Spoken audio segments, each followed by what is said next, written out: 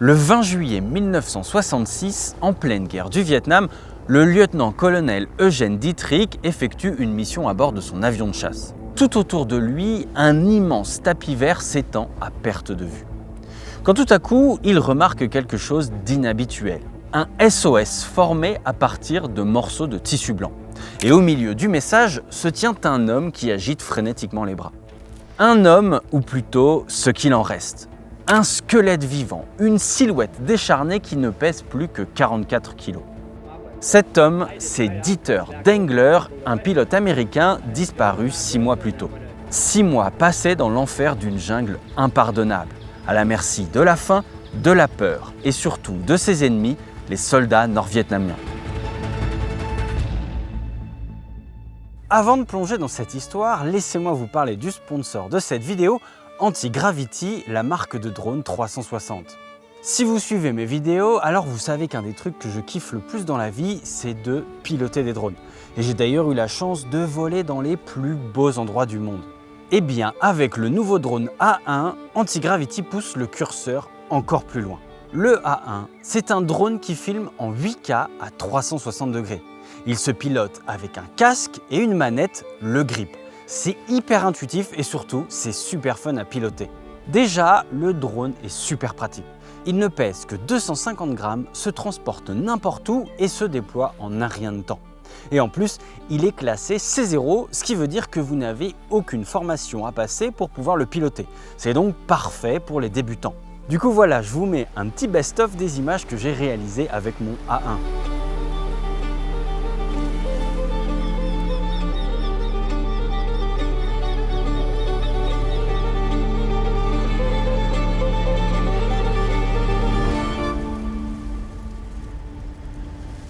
Franchement, c'est un plaisir de voler avec ce drone. Et l'avantage de la 8K et du 360, c'est qu'en post-production, on peut recadrer l'image comme on veut et faire des effets vraiment cool. Vous pouvez aussi utiliser une des 8 fonctionnalités de l'appareil, comme le vol en spirale, pour réaliser des plans magnifiques sans risquer de vous cracher. Et cerise sur le gâteau, la batterie dure jusqu'à 39 minutes. Donc si le Antigravity A1 vous intéresse les amis, je vous invite à cliquer dans le lien en description afin de le découvrir. Il est léger, accessible et super fun à piloter. Et d'ailleurs si vous le testez, n'hésitez pas à le mettre dans les commentaires avec un lien vers vos vidéos. Voilà, un immense merci à Antigravity d'être le sponsor de cette vidéo. Et maintenant, plongez avec moi dans l'histoire de Dieter Dengler qui lui s'apprête à se cracher en pleine jungle du Laos.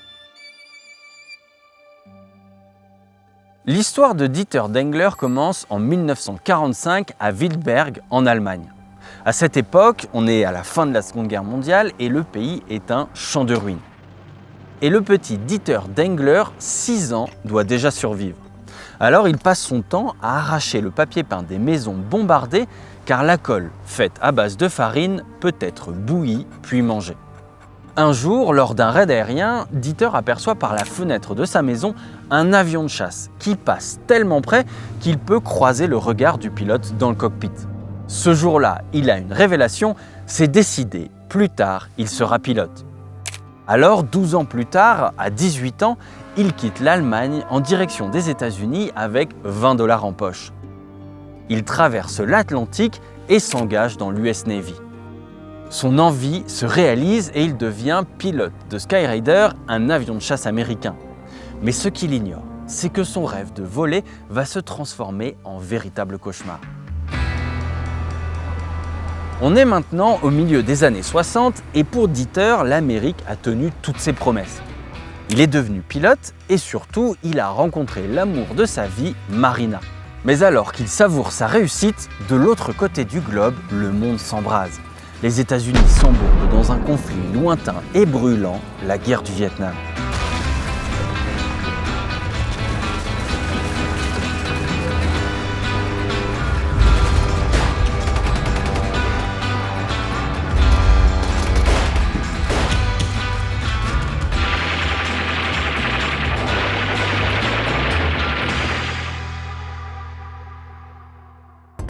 Dieter est donc appelé à combattre et le 1er février 1966, il décolle du porte-avions USS Ranger pour effectuer une mission au-dessus du Laos, pays voisin du Vietnam. Mais alors qu'il approche de sa cible, un flash blanc aveugle Dieter. Il vient d'être touché par un tir de DCA. Son aile droite est arrachée et l'avion part immédiatement en vrille. À ce moment-là, Dieter sait qu'il va se crasher, mais il veut mettre toutes les chances de son côté pour survivre. Alors, il largue ses réservoirs d'essence afin d'éviter une explosion à l'impact. Et ensuite, il tire de toutes ses forces sur le manche pour essayer de toucher le sol le plus lentement possible. Mais il ne peut pas faire grand-chose, son aile gauche percute un arbre, s'arrachant à son tour, et l'avion s'enfonce violemment dans le sol.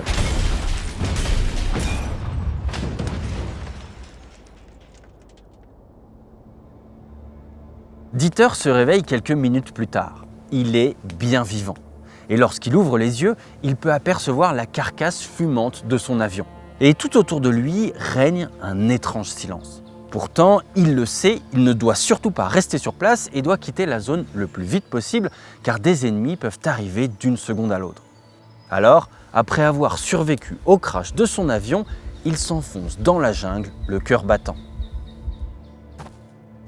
2 jours après le crash, Dieter commet une erreur.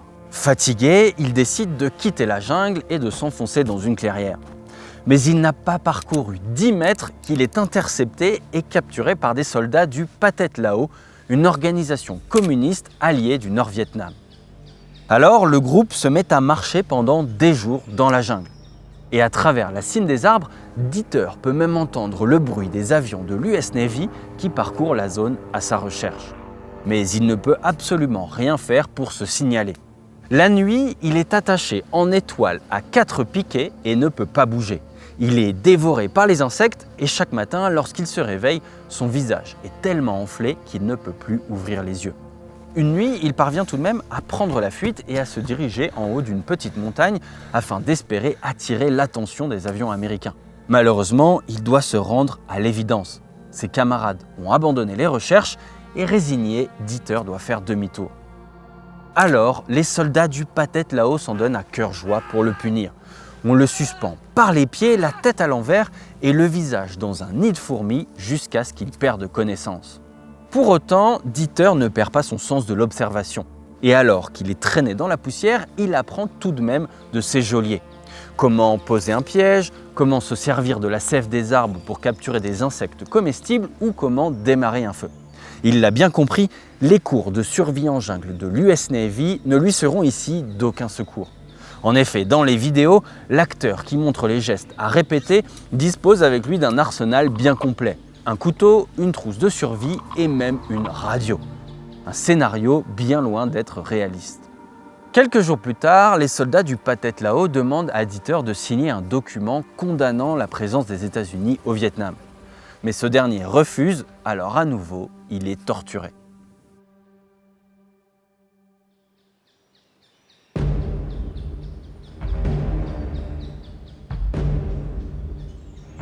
Deux semaines et demie après son crash, Dieter Dengler est confié à ses ennemis directs, le FNL, le Front National de Libération du Sud-Vietnam, appelé péjorativement par les Américains Viet Cong.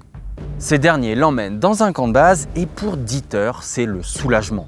Cela fait des jours qu'il marche en pleine jungle blessé et il est à bout de force. Le camp est constitué de plusieurs petites huttes en bois entourées d'un grand mur en bambou. Une fois à l'intérieur, il y fait la connaissance de 6 autres prisonniers, eux aussi dans un état lamentable. Il y a notamment Dwayne Martin, un pilote d'hélicoptère américain disparu 6 mois plus tôt. Immédiatement, Dieter informe ses camarades qu'il ne va pas rester là. À la première occasion, il mettra les voiles. Mais ses nouveaux amis l'informent d'une réalité brutale. Il doit impérativement attendre la mousson, car sans eau dans la jungle, il ne tiendra jamais. Alors, il faut patienter. Et surtout, il faut survivre. Car les conditions de vie des détenus sont épouvantables. Ils n'ont pas de toilette, ils se font littéralement dessus. Et la nuit, ils sont attachés les uns aux autres, de sorte que si un bouge, tout le monde bouge. Pour la nourriture, l'ensemble du groupe n'a droit qu'à une seule poignée de riz par jour, et on leur jette même des fois de la viande avariée laissée par les soldats du camp sur laquelle ils peuvent manger des asticots. Heureusement pour eux, si je puis dire, les conditions de vie sont tellement insalubres qu'il y a des rats. Alors, les prisonniers ont une idée brillante. Ils se servent d'un serpent qu'ils ont trouvé dans le coin afin de capturer les rongeurs. L'animal se jette gueule ouverte sur les rats, puis les prisonniers l'attrapent, lui ouvrent la bouche et se partagent la viande. Mais les prisonniers qui veulent un jour s'évader doivent en plus se constituer un petit stock de nourriture. Alors, déjà que les portions sont extrêmement maigres, ils doivent en plus se rationner. Mais en juin 1966, leur captivité empire. Il n'y a quasiment plus rien à manger, même pour les gardes du camp. Et les prisonniers surprennent une conversation glaçante. Un des gardes projette de les emmener dans la jungle et de les abattre, faisant croire à une tentative d'évasion. Ainsi, sans prisonniers à garder, tout le monde pourra rentrer chez soi. Alors, c'est décidé, pour Dieter, il est temps de partir.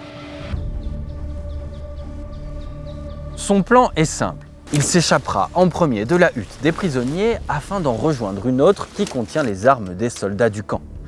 Armes qui ne sont entreposées là qu'à un seul moment de la journée, quand le cuistot du camp crie à table et que les soldats les laissent ici pour aller chercher leur bol de nourriture. Une fois armés, Dieter et ses camarades captureront le camp par surprise et auront tout le loisir de se signaler aux avions américains qui patrouillent dans la zone. Alors, le 29 juin 1966, Dieter se lance et il sort son arme secrète, un vieux clou rouillé qu'il est parvenu à subtiliser. Avec ce clou, il crochette ses menottes puis celles de ses camarades. Puis, le signal retentit, le cri du cuisinier, c'est l'appel pour le riz. Dieter le sait, il ne dispose à ce moment-là que de 120 secondes, pas une de plus, pour aller récupérer les armes. Ni une ni deux, il rampe en dehors de sa petite hutte, fonce vers les armes et s'empare de 3 mitraillettes.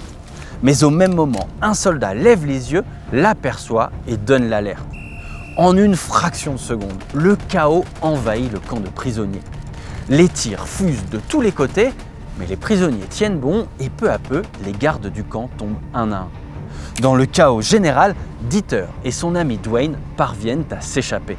Derrière eux, le camp du prisonnier s'éloigne, mais devant eux se dresse un mur végétal impénétrable, la jungle.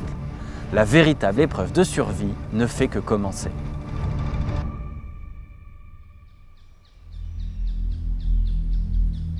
Dans la jungle, le calme est revenu. Dieter et Dwayne sont maintenant livrés à eux-mêmes. Ils sont pieds nus et chaque pas est synonyme d'une horrible souffrance. Les épines en bambou déchirent leur peau et les sangsues recouvrent leur corps. Et puis sur eux, ce n'est pas une simple pluie qui s'abat, mais un véritable mur d'eau. Et la nuit, ils doivent même s'attacher aux arbres afin de ne pas être emportés dans des torrents de boue. Pour ce qui est de la nourriture, ils arrivent quand même un petit peu à s'en sortir. Ils ont emporté du riz et ils arrivent à capturer des insectes qu'ils peuvent manger.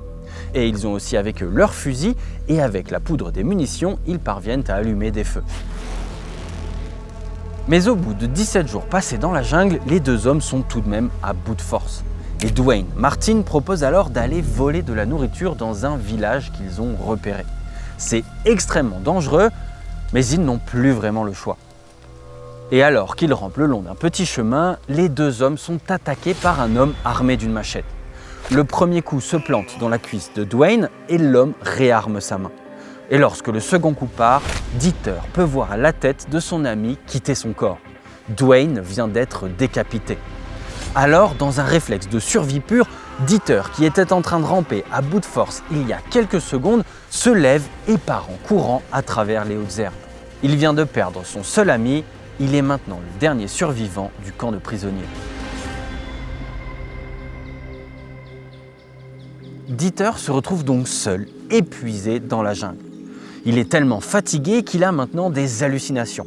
Et il voit son père, mort pendant la Seconde Guerre mondiale, qui se tient debout devant lui et qui lui indique les directions à prendre. Et au 22e jour de survie, il le sent, il est aux portes de la mort. Mais à ce moment-là, une lueur blanche attire son regard. Un vieux parachute en tissu blanc abandonné dans un arbre. Alors, il l'attrape et l'étale sur le sol au bord d'une rivière dans une zone dégagée pour former un immense SOS. Pour lui, il le sait, c'est sa dernière chance de survie. Et heureusement, le lendemain, depuis son cockpit, le lieutenant-colonel Eugène Dietrich le repère quasiment par hasard. Il donne l'alerte et un hélicoptère décolle d'une base américaine pour arriver sur zone. Lorsque Dieter le voit dans le ciel, c'est comme une apparition divine. Mais à bord de l'hélicoptère, la tension est à son comble. À l'intérieur, les pilotes ne voient pas un frère d'armes en contrebas. Au contraire, ils voient une créature hirsute, barbue et les yeux exorbités par la faim. Car en pleine guerre du Vietnam, la paranoïa est la seule règle de survie qui compte. Ils craignent un cheval de Troie, un ennemi déguisé, bardé d'explosifs, prêt à se faire sauter pour détruire l'appareil de secours. Alors, à peine Dieter a mis un pied à l'intérieur de l'appareil qu'il est plaqué au sol contre le plancher métallique. Un soldat s'assoit sur lui tandis qu'un autre le fouille de la tête aux pieds. Certains pourraient trouver cet accueil discutable, mais Dieter est aux anges, il le sait, il vient de survivre à l'impossible.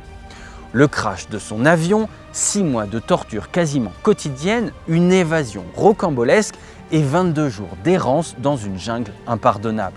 Il est brisé, affamé, mais il est libre. Pour Dieter Dengler, l'enfer se trouve enfin derrière lui.